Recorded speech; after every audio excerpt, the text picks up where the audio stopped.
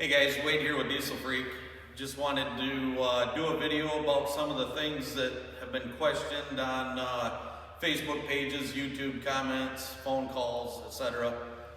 We have our new 2020 Roxor in here, factory lift, one of the first ones I think sent out of the factory this way.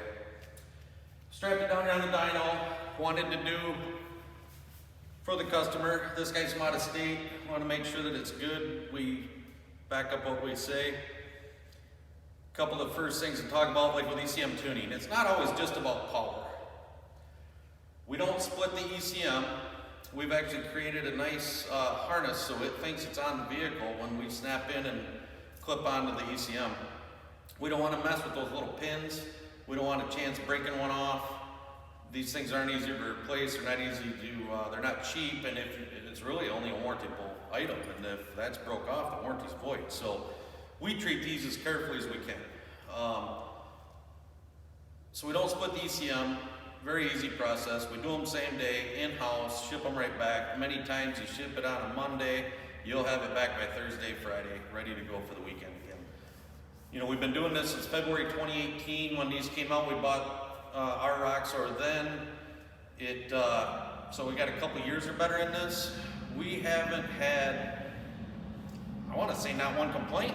I've redone some tunes for other guys that have bought elsewhere, maybe wasn't the happiest with it. I can't credit any of that, so they went the shot, the distance, and they came to us and we did them, and everybody's been really happy. Like I say, I haven't heard any complaints, but maybe other guys just don't want to tell me about it. But here's our bone stock Roxor. Let's come up here and take a look. I say bone stock with the exception of our intake connection kit, and I'll get to that in a second with our dyno graph. This piece we did put on here. The customer wanted stage 2. It's lifted, it's got bigger tires. With the extra power, we are going to be changing the clutch for him before we ship the vehicle out. Otherwise, everything is staying stock under the hood with the exception of our intake connection kit. This is a 2020, has 538 gear ratio in it. I don't know how many others can, but I know we can adjust for different tire size, different gear ratio changes, keep the speedometer correct, keep all that information true. Your odometer, we don't have to unhook speed sensors, we don't have to guess what speed we are, in case you might be out on a road that maybe you're supposed to be 25 mile an hour, you don't want to get in trouble there. With the 25 mile an hour comment, we can also set a speed limit to whatever speed you want. We have some commercial customers that we've got 15 mile an hour limits, 25, 27, all different. You know, maybe you want some more power, you don't like the 45 mile an hour speed limit the 18s came with, your grandkids are gonna be driving it some, you don't want them doing 70, but maybe you wanna go 55. We can change it to a set speed that you want with everything staying correct. I've had questions about left foot braking. Some places advertise that. I don't know what left foot braking is. If you want to explain it to me, let me know. I've put my foot on the left brake and done burnouts in the past, but it's nothing that we've had to program. I just knew how to do it. Along with that, you know, we can set the speed limit to anything you want. We can lower your RPM, idle. If you want to do some rock crawling. Speaking of that, whoop whoop, Jesse Haynes winning the big race here this year. We set his speed limiter down for him, so it just made things a lot easier for crawling and to work with, and with his clutching and whatnot. He did really well there. We're glad to see that. Manual, automatic transmission doesn't matter. We've got it all figured out. The gear ratio, tire change again. I like to point that out. Stage 1 we've advertised at 80 horse. Stage 2 we've always advertised 115. I like to advertise a little bit light. We do run semi-trucks as our main focus, and our dyno is meant for semi-trucks. A lot of times we'll see 117, 118, 120. I guarantee it's 115, or I guarantee it's 80, but many times we come in a little bit above that. So with that, let's get to this. It came in bone stock. We dynoed it 62 horsepower.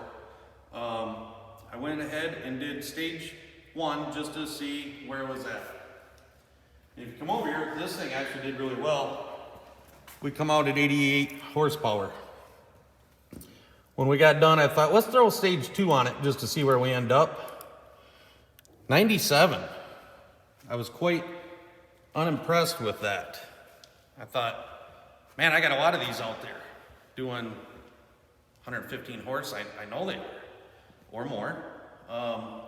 What's going on? Well, I forgot to put the boost increaser valve in. So I said, let's throw a boost increaser valve in the wastegate. And we come around and you'll see we actually lost power. This red line right here, we was building so much more power and it just tanked. Well, I think we had a major boost leak. We're creating so much boost that the intake connection on these blows air right out of the intake. We was losing all of our boost and all of our power right at the intake. So that's why I went back to our final and I said, let's put that intake connection on there. We'll report preview. This vehicle is done at 123 horsepower. So I think it's needless to say, stage 2, a big deal right there is that boost leak. I hate to say our stage 2 guys out there, I mean, they run great, they drive good, but you might not be getting the full 115 to 120 horsepower. And I'm sorry, but this is something we discovered this last winter. We knew it was kind of an issue, but we've been doing straight boots, getting rid of the grid heater. You don't want to get rid of the grid heater. That's another advancement in our tuning. We adjust the grid heater. We had some complaints over, 50 degrees, 55 out in my garage. It's filling with smoke. We've done videos on that earlier. You've seen it. We've adjusted the time delay at different temperatures from 0 all the way up to 67 degrees. If you turn the key on, give it a few seconds, wait for that grid heater light to come on and activate, and just wait for it to do its cycle. You'll hear it kick off, you'll see the light kick off, start the vehicle, smooth start, no smoke, great operation. Just one more thing that we can do in the tuning that isn't just horsepower. So we've got some other videos coming up real soon. I got another Roxor in here that we did some mods to with a charged air cooler. That one we'll get to tomorrow, soon.